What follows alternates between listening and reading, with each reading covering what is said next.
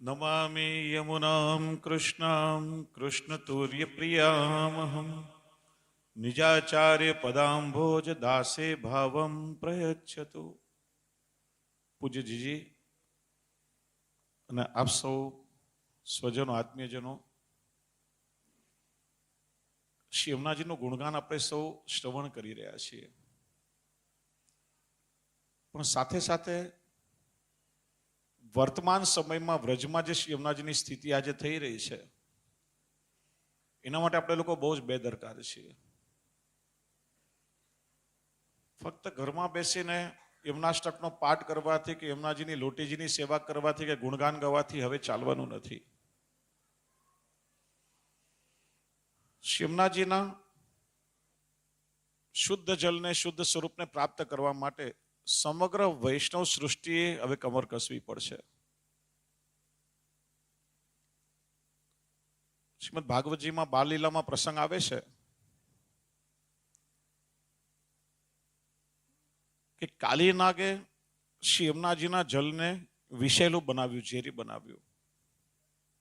શ્રી યમુનાજીના જલને પ્રદૂષિત કર્યું. જે પણ કોઈ જીવો યમુનાજીના જલનું પાન કરે એ કાલીનાગના વિષથી એનું મરણ થાય.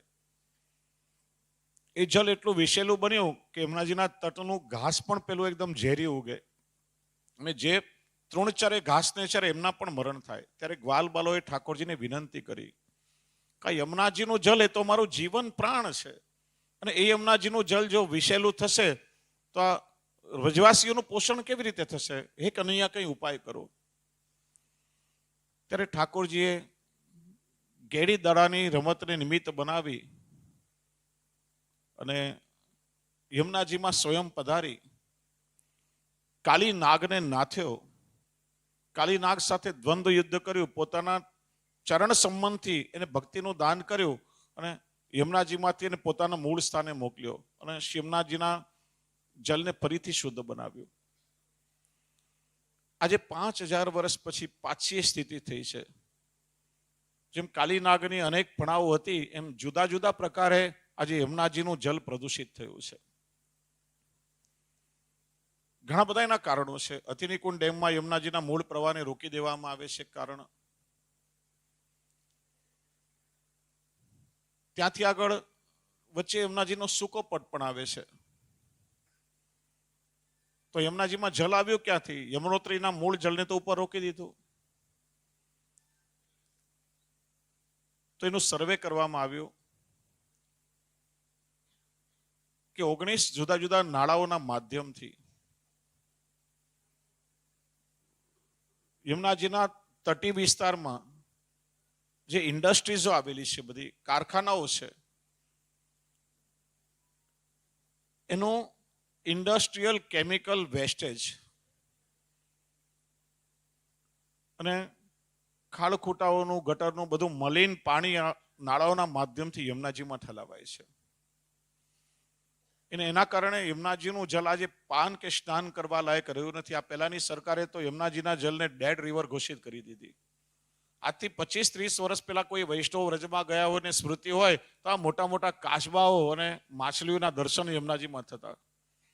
જે શ્રી મહાપ્રભુએ યમુનાષ્ટકમાં વર્ણન કર્યું, વિશુદ્ધ મથુરા તટે શુક મયુર હંસાદિભ્ય દર્શન ત્યારે થતું હતું. આજે એ બધું લુપ્ત થઈ ગયું છે. અને છેલ્લે સર્વેમાં એ પણ જણાવ્યું આપણને, કારણ કે કોરોનામાં શ્રી યમુનાજીએ કદાચ એનો અનુભવ આપણને કરાવ્યો. ખાળકૂટાઓના પાણીને તો રોકી નથી શકાયું અને છતાંય અચાનક યમુનાજીનું જલ શુદ્ધ કેવી રીતે થઈ ગયું? એનું કારણ 2 વર્ષના કોરોનાના લોકડાઉનમાં બધા જ કારખાનાઓ લગભગ બંધ થઈ ગયા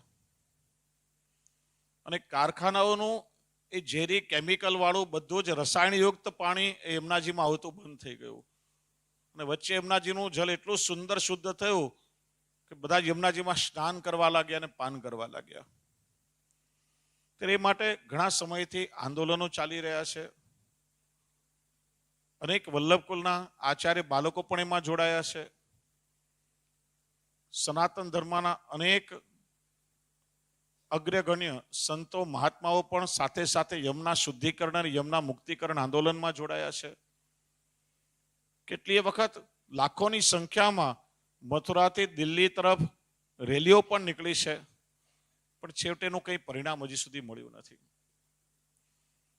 એ માટે વૈષ્ણવ દ્વારા પણ અત્યારે આંદોલનો ચલાવવામાં આવી રહ્યા છે અને સહીની ઝુંબેશ ચલાવવામાં આવી રહી છે કે લાખોની સંખ્યામાં વૈષ્ણવ પોતાની સિગ્નેચર દ્વારા, પોતાની સહી દ્વારા પોતાના હૃદયની વ્યથા જો સરકાર સુધી પહોંચાડે અને સરકાર એના વિષયમાં જલ્દીથી જલ્દી કોઈ પગલાં લે, એના માટે અમે પ્રયત્ન કર્યો હતો. એ સમયમાં ડૉક્ટર પ્રતિભાતાઈ પાટીલ ભારતના રાષ્ટ્રપતિ હતા. મેં સ્વયં એમને મળવા માટે ગયેલા, ફાઇલ એમને આપી. ત્યારે એમને બાંયધરી આપી કે આ ફાઇલ અમે રાજ્ય સરકારને ફોરવર્ડ કરશું અને આગળની જવાબદારી એમની છે. પણ ઘણા વર્ષો થયા, કોઈ રિઝલ્ટ આપણને મળ્યું નથી. અને એ માટે યમુનાજીના જલના મધ્યમાં બેસીને મેં ભાગવતજીની કથા કરી હતી અને શ્રોતાઓ પણ નાવમાં બેસીને શ્રવણ કરતા હતા. કારણ કે હજી સુધી ક્યારેય કોઈ આયોજન થયું ને ફક્ત અમારો આશય કે સરકાર સુધી એ સંદેશો પહોંચાડવાનો હતો કે યમુનાજીના જલનું વાસ્તવિક સ્વરૂપ અમને પ્રાપ્ત થાય. તો દરેક વૈષ્ણવ એની સાથે જોડાય. કદાચ આજે નહીં આવ્યા હોય તો કાલે કાંદિવલીથી કાર્યકર્તાઓ આવશે અને રજિસ્ટરમાં દરેક વૈષ્ણવ પોતાની સિગ્નેચર કરે, સાથેમાં જોડાય અને આપણી વ્યથા આપણે સરકાર સુધી પહોંચાડીએ કે શ્રી યમુનાજી અમારા આરાધ્ય છે. જેમ ગંગાજીના જલનો પ્રોજેક્ટ હાથમાં લીધો છે, ગંગાજીમાં સ્વચ્છ જલ આવ્યું, નર્મદાનો પ્રોજેક્ટ લીધો. હમણાં તો એવું પણ સાંભળવા મળ્યું કે હથિનીકુંડ ડેમ આગળથી યમુનાજીના જલને એ લોકોએ રાજસ્થાનમાં પહોંચાડ્યું નહેરના માધ્યમથી. તો આ બધી વ્યવસ્થા થઈ.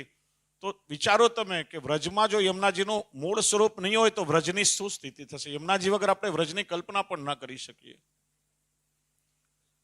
આજે કાશી વિશ્વનાથના પ્રોજેક્ટ પહેલા ગંગાજળને શુદ્ધ કરાયું. ઉજ્જૈન મહાકાલેશ્વર જે લોબી બનાવી ત્યારે શિપ્રા નદીનું પણ શુદ્ધિકરણ થયું. ભગવત કૃપાથી